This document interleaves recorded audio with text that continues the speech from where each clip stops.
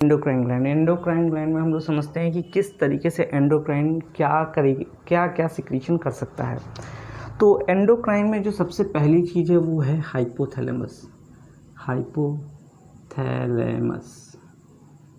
अगर हमसे कोई पूछे हाइपोथैलेमस का फंक्शन क्या है, तो हाइपोथैलेमस जो होता है control the secretion of pituitary gland. देखिए, पिट्यूटरी ग्लैंड को मास्टर ऑफ ऑल ग्लैंड कहते हैं। हाइपोथैलेमस ब्रेन में है, वो करता क्या है हाइपोथैलेमस की जो पिट्यूटरी, जिसको मास्टर ऑफ ऑल ग्लैंड का, यानी जो सारे ग्लैंड को सिक्रीट कंट्रोल करता है, उसको कौन कंट्रोल करता है? हाइपोथैलेमस। हमसे अगर कोई पूछेगा कि हाइपोथैलेमस कंट्रोल किसने किया, तो हम साफ साफ बताएंगे कि हाइपोथैलेमस कंट्रोल करता है पिट्यूटरी को, और पिट्यूटरी जो है वो बॉडी के जितने और ग्लैंड हैं उनको कंट्रोल करता है। हाइपोथैलेमस ये किस तरीके से कंट्रोल करता है? हाइपोथैलेमस से दो टाइप का हार्मोन निकलता है, या तो RH होगा या तो IH होगा। RH मतलब होता है रिलीजिंग हार्मोन, और IH मीन्स होता है इनहिबिटिंग हार्मोन। सपोज करते हैं, एग्जांपल लेते हैं, हमें पता है कि पिट्यूटरी जो होता है वो एक हार्मोन निकालता है जिसको हम कहते हैं थायराइड स्टिमुलेटिंग हार्मोन, और ये thyroid stimulating hormone thyroid gland पे अटैक करता है, और ये थायराइड ग्लैंड तब निकालता है थायरॉक्सिन। तो ये पिट्यूटरी TSH निकाला, TSH से थायराइड बना, थायराइड से थायरॉक्सिन। अब समझिए ऐसे, थायरॉक्सिन का मतलब काम क्या होता है? मेटाबॉलिज्म, यानी जो भी हम खाना खाए हैं उसमें जो भी तोड़ ताड़ के उसको हमको एनर्जी देना, प्लस उसका जो भी कंजप्शन करना, वो काम थायरॉक्सिन करता है। थोड़ा सा शॉर्ट में समझते हैं। पर ये पिट्यूटरी TSH कब निकालेगा? ये तब निकालेगा जब हाइपोथैलेमस ये कहेगा कि हम तुम्हें TSHRH यानी thyroid stimulating hormone releasing hormone निकाल लें। यानी हाइपोथैलेमस से जब ये हार्मोन निकलेगा TSHRH, तब ये पिट्यूटरी पे अटैक करेगा। तब पिट्यूटरी को पता चलेगा कि अब हमको TSH निकालना है, थायराइड वगैरह, और जब इसका मात्रा ज़्यादा होता जाएगा तो तुरंत हाइपोथैलेमस कहेगा कि अब TSH-IH निकालो, यानी इनहिबिटिंग हार्मोन, यानी अब इसका काम रोक दो, यानी अब थायराइड स्टिमुलेटिंग हार्मोन निकालने की ज़रूरत नहीं है। तो पिट्यूटरी को कौन कंट्रोल किया? पिट्यूटरी को एकदम साफ समझ में आ रहा है कि पिट्यूटरी का जो कंट्रोल हो रहा है वो किसके हाथ में है? हाइपोथैलेमस के हाथ में है। हाइपोथैलेमस के बाद हमें पढ़ना है पिट्यूटरी, लेकिन पिट्यूटरी को सबसे लास्ट में पढ़ेंगे। पिट्यूटरी के अलावा हम लोग हाइपो की पीठ पर, तो पैराथायरॉइड, पैराथायरॉइड, पैराथायरॉइड क्या है? पैराथायरॉइड नेक में थायराइड ग्लैंड के चारों तरफ एक अटैच है। अगर हमसे कोई पूछता है कि ये कहाँ पाया जाता है, तो हम बताएंगे नेक पोर्शन में पाया जाता है। ये कहाँ पाया जाता है? ब्रेन पोर्शन में पाया जाता है। तो पैराथायरॉइड कहाँ पाया जाता है? नेक पोर्शन में पाया जाता है। एंड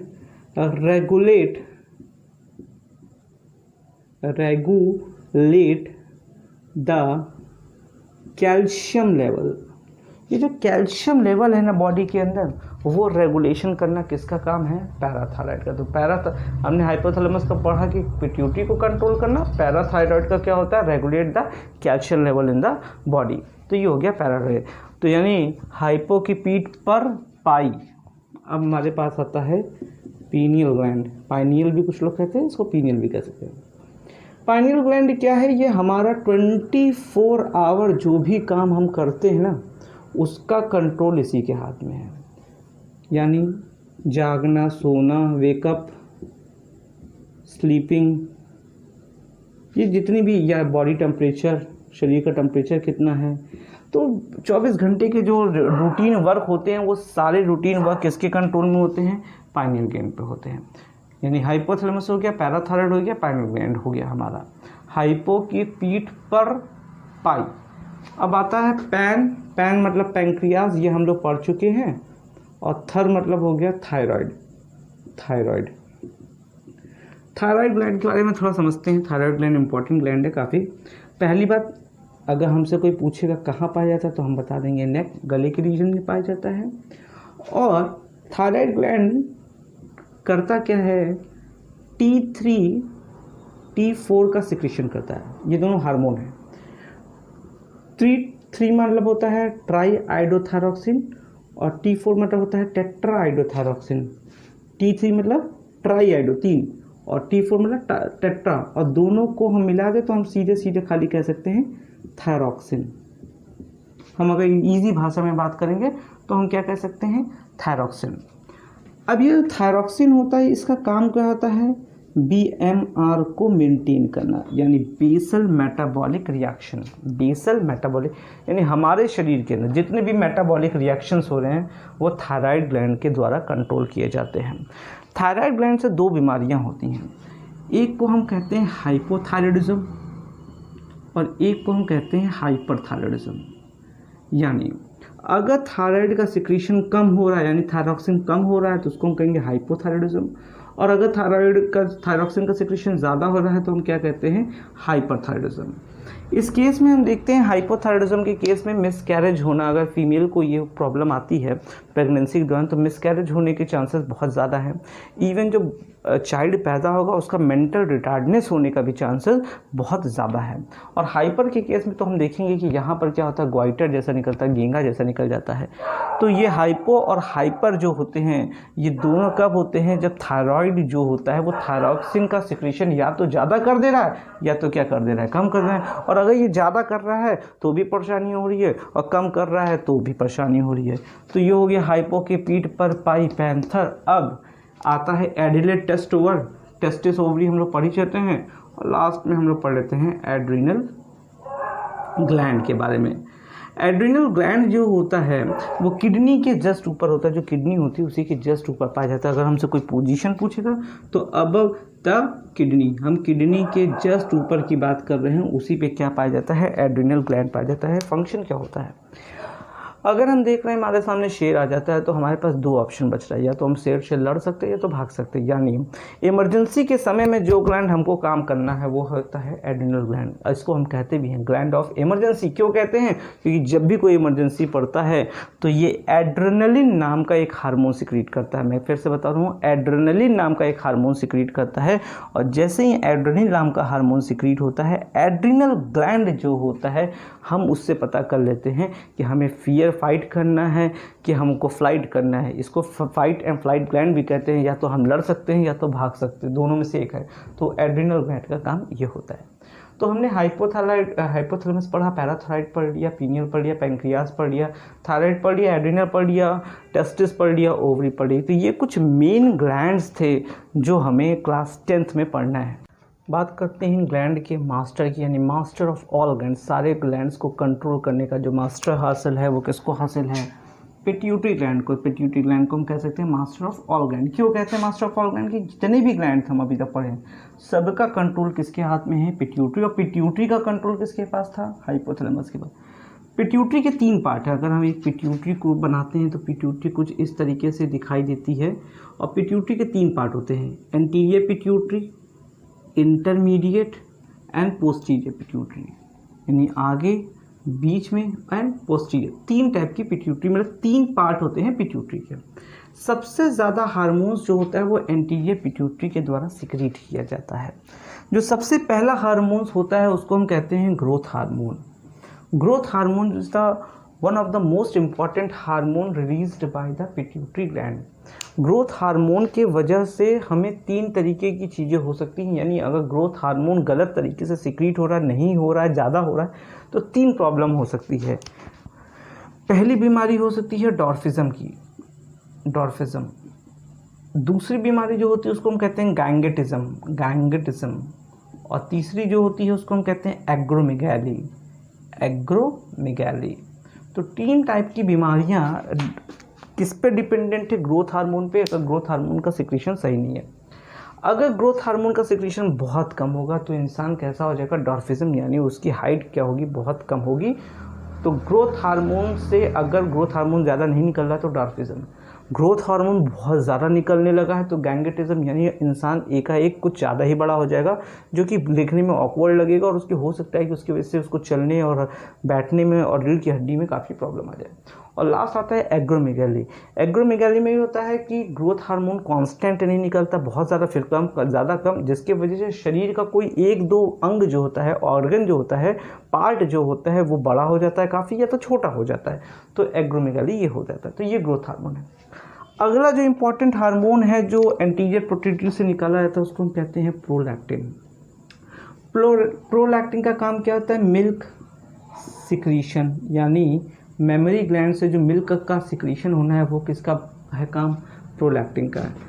फिर आता है TSH यानी thyroid stimulating hormone. Thyroid stimulating hormone फिर से ये किस पे अटैक करेगा?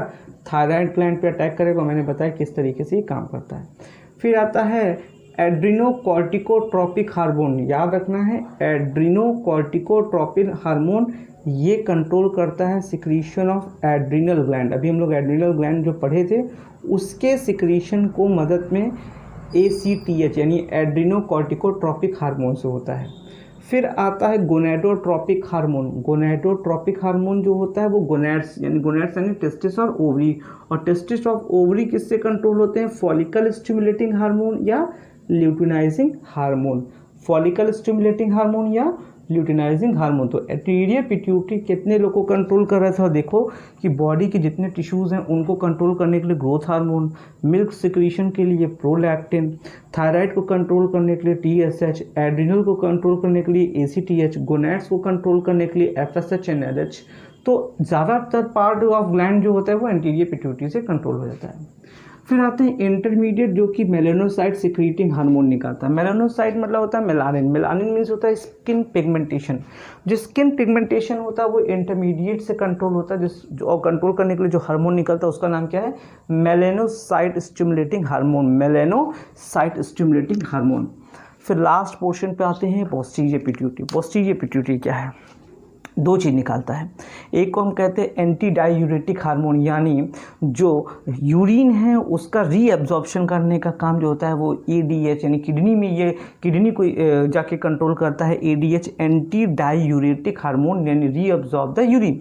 और ऑक्सीटोसिन जो होता है वो प्रेगनेंसी के दौरान कॉन्ट्रैक्शन ऑफ मसल्स, जिसकी वजह से वो बच्चा जो है वो फिटस जो है बॉडी से बाहर निकल जाए, उस कॉन्ट्रैक्शन ऑफ मसल्स के लिए ऑक्सीटोसिन।